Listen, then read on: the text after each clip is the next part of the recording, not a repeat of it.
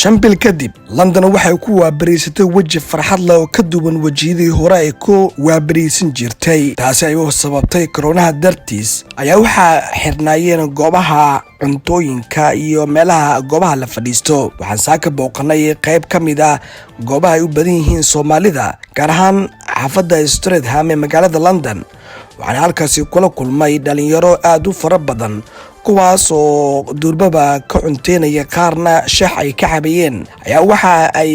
ka hadlayaan dareenkooda farxadeed ee ku aadan maadaama lockdownkii laga baxay dalka Ingiriiska ayaa waxa uu ku jira dalalka ugu horeeya talaalka qaatay oo isla marantana kor u dhaafaya ilaa 20 milyan oo qofood dadkii aan kula kulma goobtaasi ayaa iiga waramaya farxadooda iyo dareenkooda dareemaya because aroorti guriyihii aaba cariir ku galna TV-ga isku dagaalna caruurti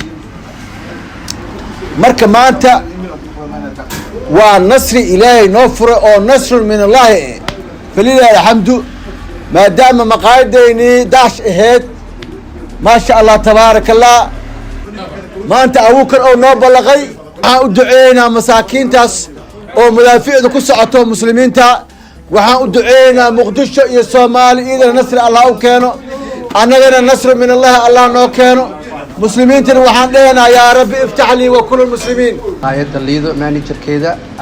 ahana milkiilaha maanta waxaan aad ugu faraxsanahay oo happy ku ahay farxadeeda la soo koobi karin inay maqaayada dib loogu furantay oo dadka fariisan karaan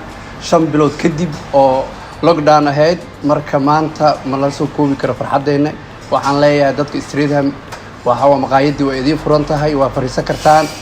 aadna waxaan ugu faraxsanahay sida ma sha Allah ilaahayna waxaan ka baryayaa inuu caafimaad iyo umri dheer sanado badan kala sida noogu sii furnaato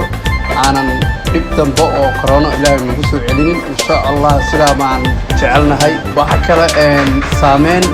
aad oo xun bay nagu yeelatay intuu naga xirnaa muddo badan tag away bay dadka qaadanayeen marka hadda ma sha Allah waxaan aad ugu faraxsanahay dib inaan ugu soo noqono